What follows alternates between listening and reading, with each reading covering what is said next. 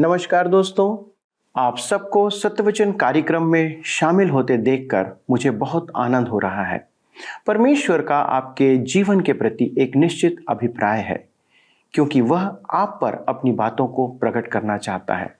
दोस्तों, इसलिए इस कार्यक्रम में आपका होना आकस्मिक नहीं, परंतु यह परमेश्वर की योजना का एक हिस्सा है। सत्यवचन परमेश्वर के संबंध में रहस्यों को समझने के लिए उसके वचन से उद्भेदन का एक प्रयास है कि साधारण मनुष्य उसकी बातों को समझे कि वह उसके जीवन के लिए किन किन बातों को प्रकट करना चाहता है, जिससे कि वह उसे जानने के द्वारा से शांति पाए। दोस्तों, इस क्रम में आज हम बाइबल से दूसरे कुरिन्थियों की पुस्तक से अपना अध्ययन आरंभ करने जा रहे हैं। कुरिन्थ यूनान में एक प्राचीन शहर था, जहां पर लोग परमेश्वर के भेदों को समझ तो गए थे, लेकिन संसार के प्रभाव से प्रभावित भी थे। इसके कारण वे अपने आत्मिक जीवन का पूरा आनंद नहीं ले पा रहे थे। इसमें वर्णित बहुत सी समस्याएं हमारे जीवन की भी समस्याएं हो सकती हैं।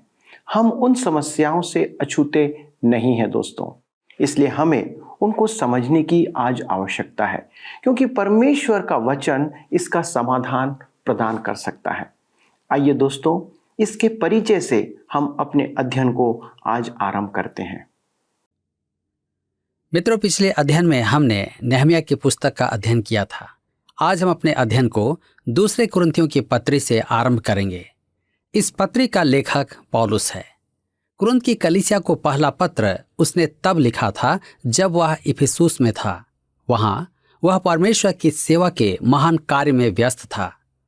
पहला कुरिन्थियों के पत्री 16 अध्याय उसके 9 पद में उसने लिखा था, मेरे लिए वहां एक बड़ा और उपयोगी द्वार खुला है और विरोधी बहुत से हैं।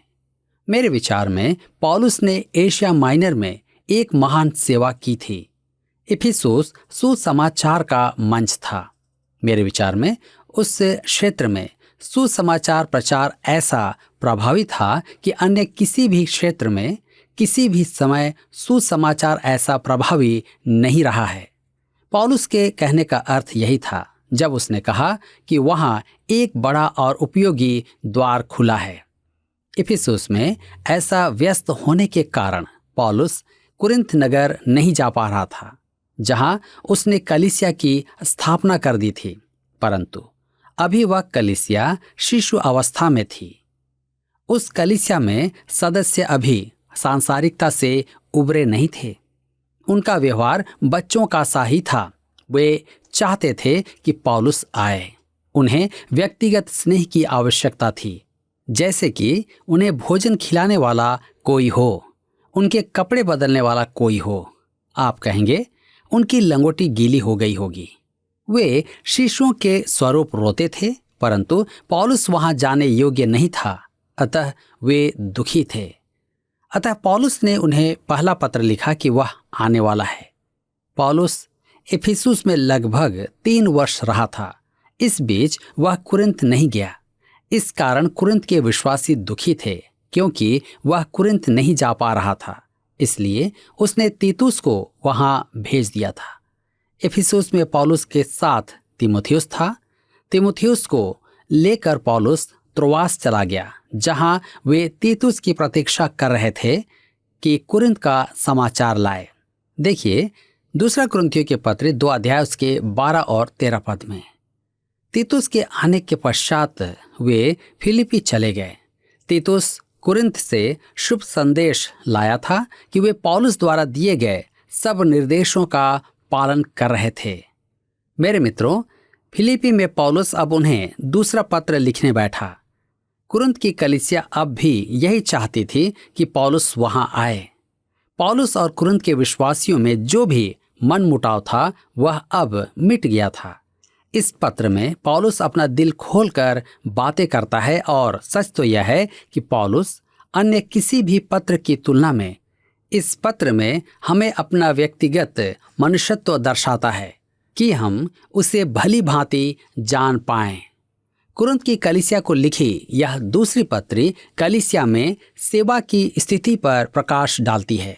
पहली पत्री में कलीसिया की स्थिति और सुधार पर निर्देश दिए गए थे। तो आइए हम अपने अध्ययन को आगे बढ़ाते हुए अध्याय 1 में आए, जिसका विषय है जीवन की योजना में परमेश्वर से सांत्वना।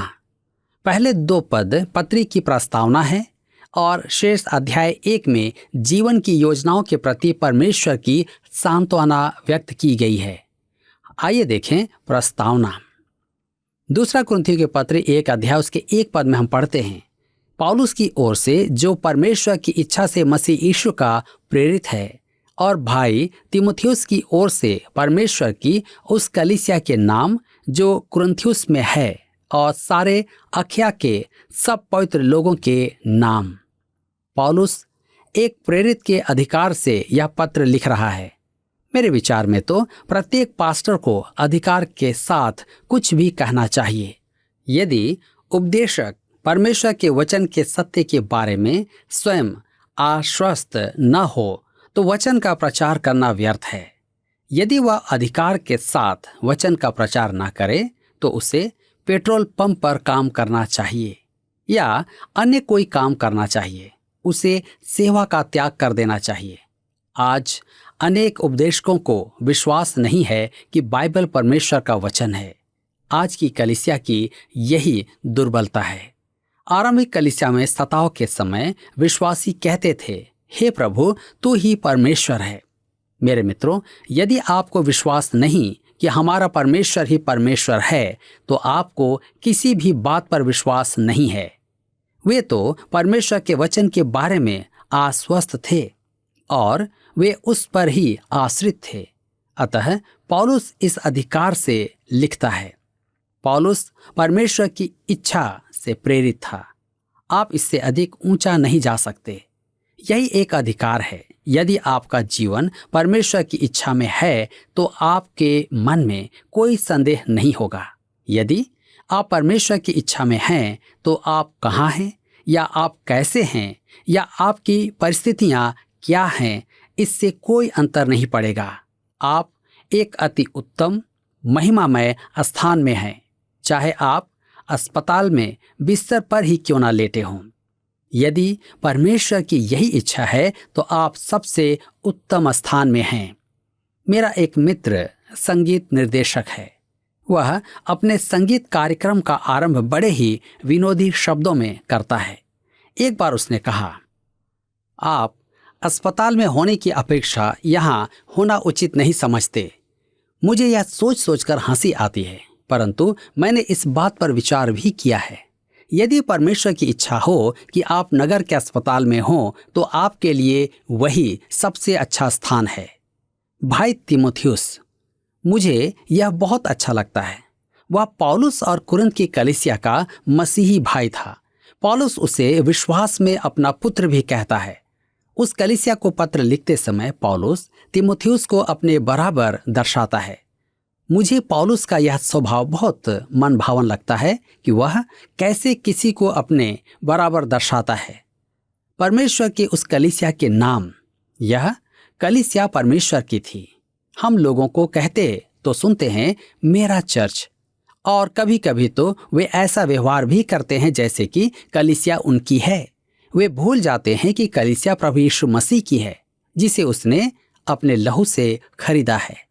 अब इस तथ्य के प्रकाश में कि उसने कलीसिया के लिए ऐसी बड़ी कीमत चुकाई है, हम ओछे विश्वासी न बने कि कलीसिया में अपनी इच्छा प्रकट करें।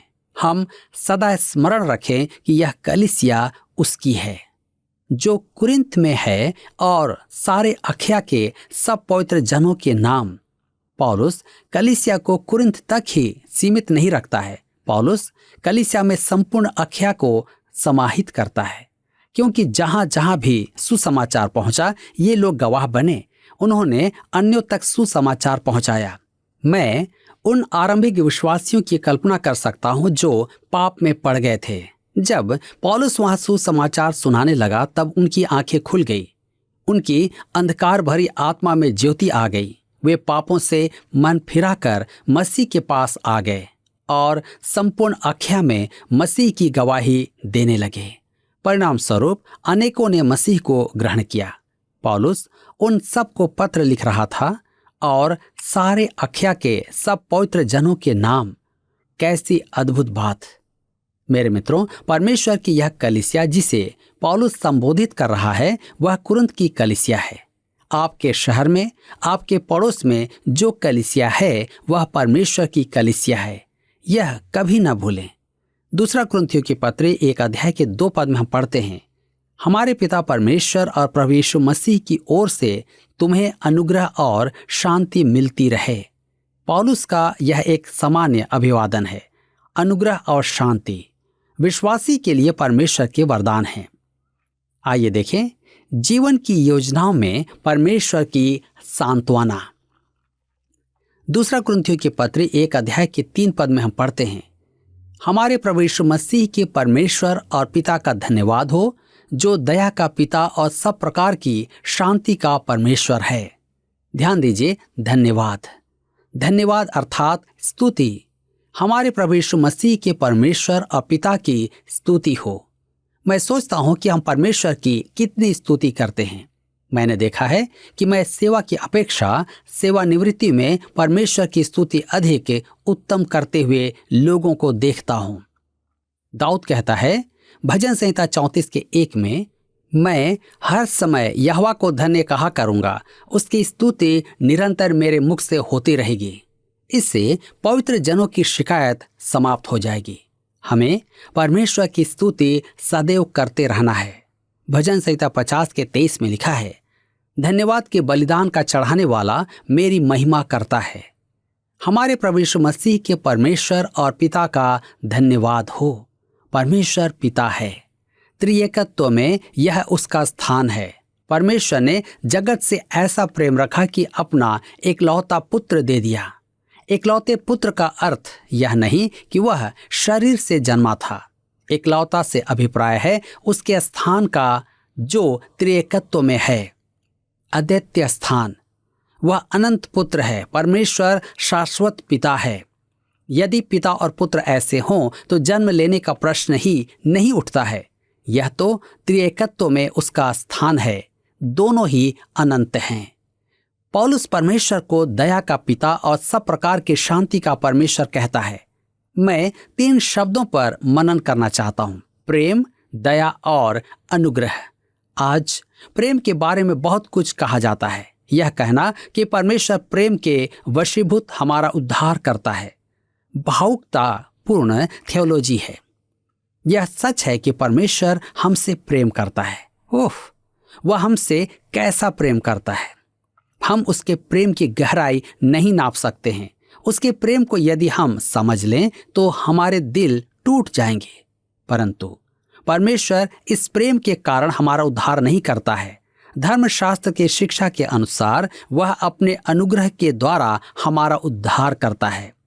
मेरे मित्रों, अब अनुग्रह क्या है? हम इसे कर्म रहित अनुग्रह कहते हैं, अर्थात परमेश्वर हमें हमारे कर्मों से अलग किसी और आधार पर उद्धार प्रदान करता है। परमेश्वर हमसे प्रेम करता है, परंतु अपने प्रेम के कारण हमारा उद्धार नहीं करता है। वह हमें अनुग्रह द्वारा उद्धार प्रदान करता है। क्यों?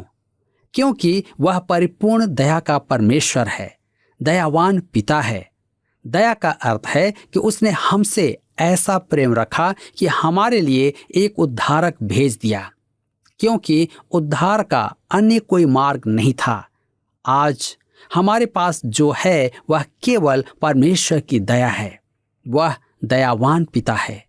कहा गया है कि वह अनुग्रह में अपार और दया में अपरंपार है।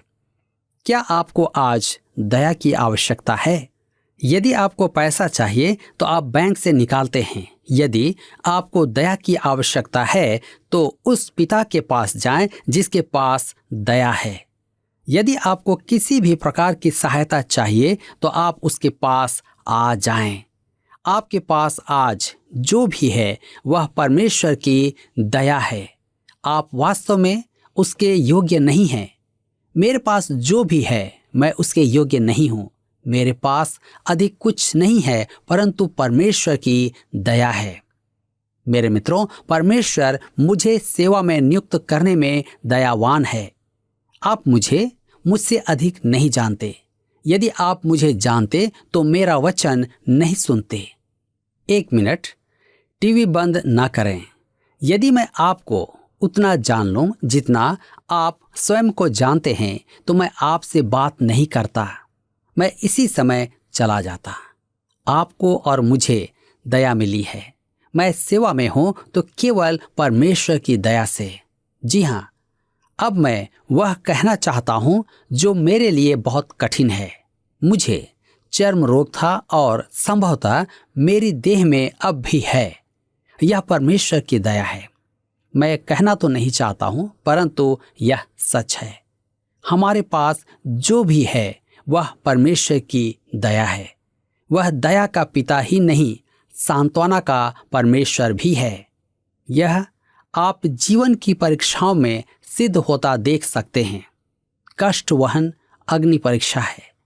वह परिपूर्ण ढाढ़स बंधाने वाला पिता है। वह आपको अस्पताल में सांत्वना देगा। वह आपको मृत्यु से दुखी परिवार में सांत्वना देगा।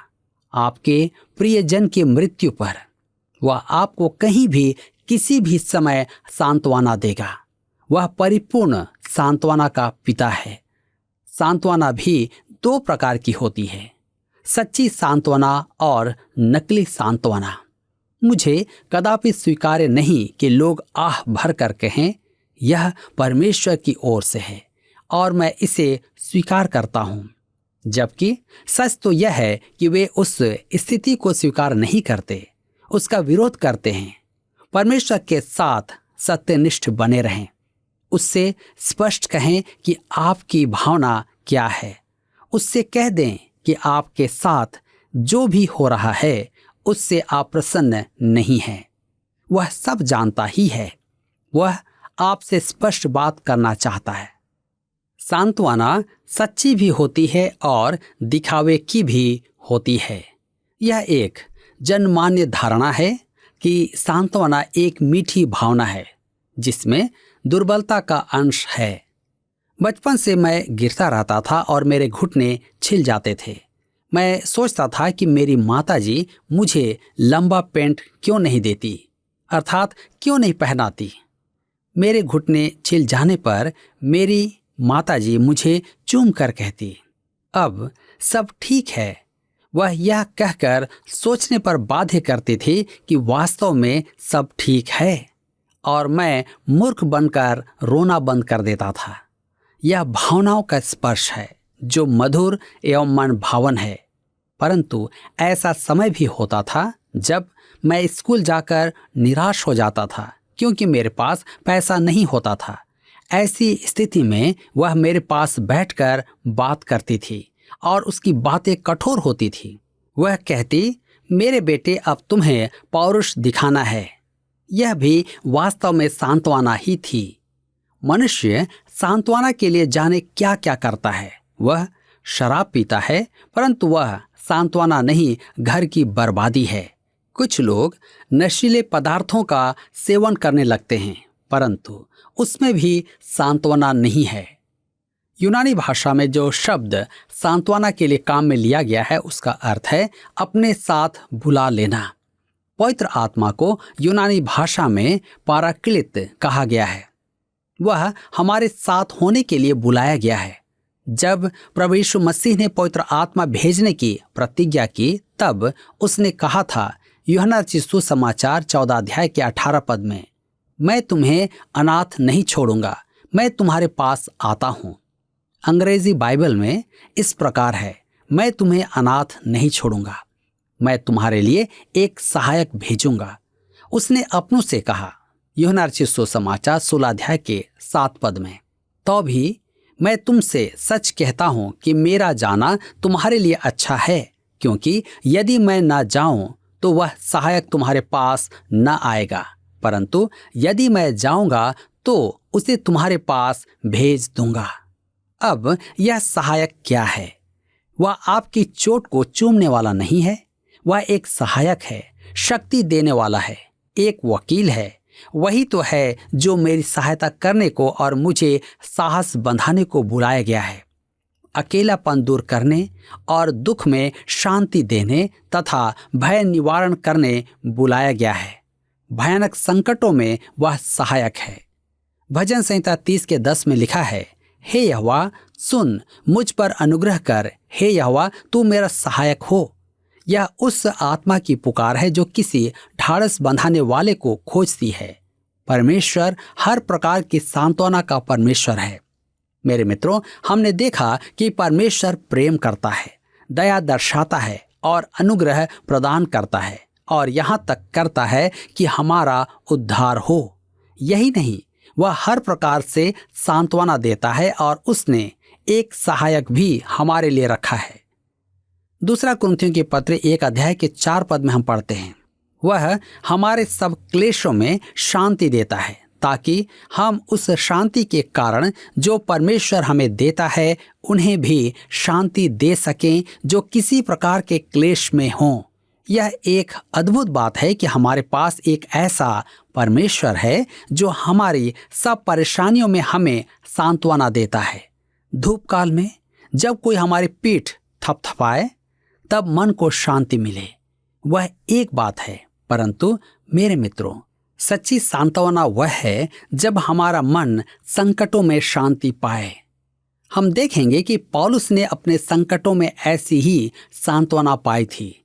हमें अपने जीवन की परिस्थितियों में गहन आवश्यकता, अकेलापन, जीवन की घोर निराशा, परमेश्वर की उपस्थिति के आश्वासन की आवश्यकता है। बहुत से लोग सोचते हैं कि मसीही विश्वास मात्र एक कल्पना है, यह मात्र एक दीक्षा है, एक अंगीकार है, यह एक प्रकार का वस्त्र है जो विशेष अवसर पर पहना जाता है, फिर वह अनौपचारिक हो जाता है। यह एक निष्क्रिय अनुष्ठान है और अर्थहीन शब्दावली है। मेरे मित्रों, मसीही विश्वास का प्रमाण है कि वह चाल चलन में कैसा है। यह प्रेरित पौलुस की कल्पना नहीं थी। हम दूसरा कुरिन्थियों के पत्र 1:5 और 6 में पढ़ते हैं, क्योंकि जैसे मसीह के दुखों में हम अधिक सहभागी होते हैं, वैसे ही हम शांति में भी मसीह के द्वारा अधिक सहभागी होते हैं। यदि हम क्लेश पाते हैं तो यह तुम्हारी शांति और उद्धार के लिए है, और यदि शांति पाते हैं तो यह तुम्हारी शांति के लिए है, जिसके प्रभाव से तुम धीरज के साथ उन क्लेशों को सह लेते हो जिन्हें हम भी सहते हैं। मेरे मित्रों, हम देखेंगे कि पौलुस अपने जीवन में आए संकट और वर्तमान संकटों के बारे में सविस्तार चर्चा करता है और उन कष्टों के मध्य प्राप्त परमेश्वर की सांत्वना का अंगीकार करता है। मित्रों, आइए आज हम भी उस महान परमेश्वर के पास आएं जो हमें शांति और सांत्वना देता है। प्रभु आप सबको आज के इस वचन के द्वारा आशीष दे। पिछले प्रश्न का उत्तर है डी, प्रथम दिन। वचन के अनुसार यीशु का पुनरुत्थान सप्ताह के प्रथम दिन हुआ था, सब्त के दिन नहीं। आज का प्रश्न है, प्रथम अध्याय में पौलुस कलीसिया को किसकी कलीसिया के रूप में प्रकट करता है? ए, यीशु मसीह की, बी, संसार की, सी, धर्मपंथ की, डी, परमेश्वर की। मित्रों, इस प्रश्न का उत्तर हमें कल सुबह 6 बजे से पहले विकल्प ए, बी, सी या डी के साथ अपना नाम, पता, स्थान के साथ 9651433397 पर SMS या व्हाट्सएप करें। सभी विजेताओं को विशेष पुरस्कार प्रदान किए जाएंगे। धन्यवाद। क्या आपको यह कार्यक्रम पसंद आया? अभी हमें एक मिस कॉल करें और आप अगले विजेता हो सकते हैं।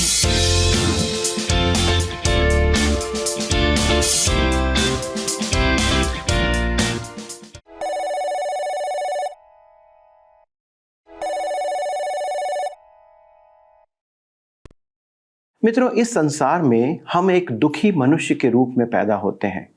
हम अपना बोलना रोने से आरंभ करते हैं, जो असंतोष और अशांति को प्रकट करता है। इसलिए हम कभी भी अपनी योग्यता से किसी को सच्ची शांति की अनुभूति नहीं दे सकते कि एक दुखी व्यक्ति सांत्वना पाए। दोस्तों, हम सिर्फ हमदर्दी प्रकट कर सकते हैं, लेकिन यह सुनिश्चित नहीं कर सकते कि हमने एक दुखी मनुष्य को शांति प्रदान किया है। एक पापी मनुष्य ये नहीं कर सकता जब तक कि वह स्वयं को शांति नहीं दे पाता। हम सब के सब पापी हैं, एक अशांत अवस्था में पैदा होते हैं, पर जब तक हमारे बीच शांति दाता ना हो, हम शांति नहीं दे सकते। लेकिन हमने देखा कि हमारे लिए एक शांतिदाता है जो हमें भी दूसरों को शांति देने में सहायक बनाता है, क्योंकि वह हमें हमारे सब क्लेशों में शांति देता है, ताकि हम उस शांति के कारण जो परमेश्वर हमें देता है उन्हें भी शांति दे सकें, जो किसी न किसी प्रकार के क्लेश में आज जीवन जी रहे हैं।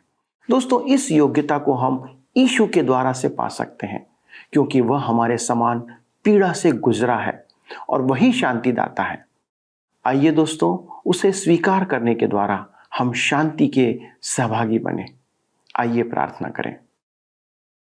हमारे स्वर्गीय पिता, बड़े आदर के साथ हम आपको धन्यवाद देते हैं प्रभु कि आप हमारे जीवन में शांति प्रदान करने वाले परमेश्वर हैं। प्रभु, मनुष्य के जीवन में अनेक अशांति के कारण हैं, लेकिन सच्ची शांति केवल प्रभु यीशु मसीह में हमें प्राप्त होती है। पिता, हम आज प्रार्थना करते हैं हमारे सारे दर्शकों के लिए जो एक ऐसा जीवन जी रहे हैं जिसमें शांति का अभाव है, परेशानी से वे जूझ रहे हैं, अनेक प्रकार की बातें उनके हृदय को परेशान कर रही हैं। प्रभु, आज उन्हें आपकी शांति की आवश्यकता है और पिता, शांति को प्रदान करने वाला केवल यीशु है। हमारी विनती है पिता, हर एक के जीवन में प्रभु आप अपनी शांति का संचार करें, ताकि उनके जीवन में आपकी महिमा प्रकट हो। पिता परमेश्वर, जितनों ने आप पर भरोसा रखा है प्रभु, आप उनके ओर दृष्टि करें और अनुग्रह करें पिता, कि आपके द्वारा से उनके जीवन में शांति पहुँचे और ना केवल वे शांति प्राप्त करने वाले हों, परंतु अनेक ऐसे लोगों को शांति पहुँचाने में सहायक हों, जिसके द्वारा से प्रभु आपकी शांति अनेक लोगों तक पहुँचने पाए। पिता, आप ऐसा करते हैं और आप ऐसा करने जा रहे हैं, इसलिए हम धन्यवाद के साथ इस विनती को प्रभु यीशु क्रिस्ट के नाम से मांगते हैं। आमीन। दोस्तों, अगले प्रसारण में हम इस कार्यक्रम को आगे बढ़ाएंगे और मुझे विश्वास है कि आज के कार्यक्रम के द्वारा आपने शांति और आशीष प्राप्त किया है। और यदि आपने शांति प्राप्त किया है तो कृपया हमें एक फ़ोन या मिस कॉल के द्वारा सूचित करें। आप अपनी प्रार्थना निवेदन हमें हमारे नंबर पर निश्चित भेजें, ताकि हम निरंतर आपके लिए प्रार्थना करते रहें। प्रभु आपको अनेक अनेक आशीषों से परिपूर्ण करें। धन्यवाद।